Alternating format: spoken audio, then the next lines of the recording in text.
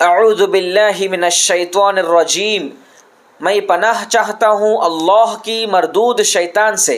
بسم اللہ الرحمن الرحیم، شروع اللہ کے نام سے جو بڑا مہربان نہایت رحم کرنے والا ہے۔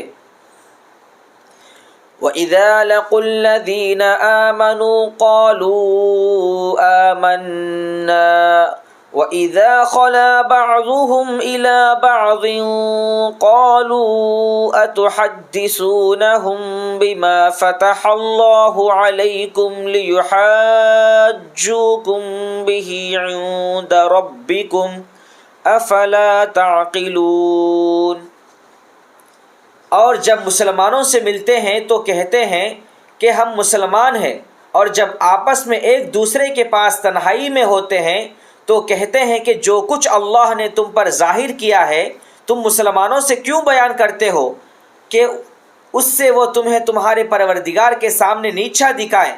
کیا تم سمجھ نہیں رہے ہو؟ اس آیت میں 3 باتیں بتلائی گئی ہیں۔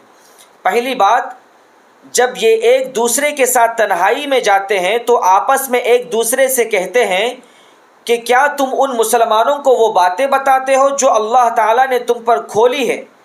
دوسری بات، تاکہ یہ مسلمان تمہارے پروردگار کے پاس جا کر انہیں تمہارے خلاف دلیل کے طور پر پیش کرے۔ تیسری بات، کیا تمہیں اتنی بھی عقل نہیں ہے؟ میرے محترم بھائیوں بہنوں، یہودیوں کی ایک بڑی جماعت جو مدینے میں تھی اسلام اور مسلمانوں کی کھلی دشمن تھی، لیکن انہی یہودیوں میں چند ایسے بھی تھے جو مسلمانوں کے سامنے اپنا مسلمان ہونا ظاہر کرتے تھے اور اندر سے وہ اسلام اور مسلمانوں کے دشمن تھے۔ یہ آستین کے سانپ تھے جو اندر ہی اندر ڈستے تھے۔ یہ یہودی منافق جب آپس میں تنہائیوں میں ملاقات کرتے تھے تو اس طرح کی گفتگو کرتے تھے کہ جو تعلیمات تورات و انجیل میں ہیں، جن میں آخری نبی کی اور نبوت کی علامتیں بیان کی گئی ہے، یہ باتیں تم مسلمانوں کو کیوں بتلاتے ہو اور خواہ ان کے ہاتھ میں اپنے خلاف ہتھیار کیوں دے دیتے ہو؟ اسی کو دلیل بنا کر وہ ہم کو مسلمان بنانے کی تدبیریں کریں گے۔ یہ منافق یہودی یہ سمجھ رہے تھے کہ ان کے بتانے ہی سے مسلمانوں کو معلوم ہوگا، ورنہ نہیں۔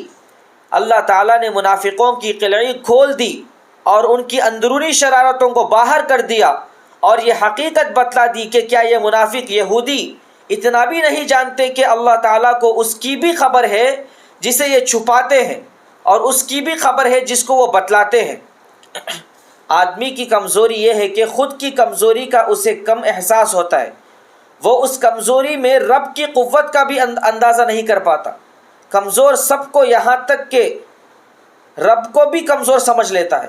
نادان اپنی نادانی میں سب کو، یہاں تک کہ رب کو بھی نادان سمجھ لیتا ہے۔ نعوذ باللہ من ذالک۔ یہی اس کے نادان ہونے کی وضاحت، واضح علامت ہے، جبکہ اللہ تعالیٰ علیم و خبیر ہے، ظاہر و باطن ہے، اول و آخر ہے، سمیع و بصیر ہے۔ ان اللہ علی کل شیء قدیر، اور وہ ہر چیز پر قدرت رکھنے والے بھی ہیں۔ اللہ تعالیٰ ہم سب کو نفاق جیسی بیماری اور برائی سے بچائے، اور ایمان کامل عطا فرما کر صحت جسمانی و روحانی عطا فرمائے۔ آمین۔ صدق اللہ العلی العظیم۔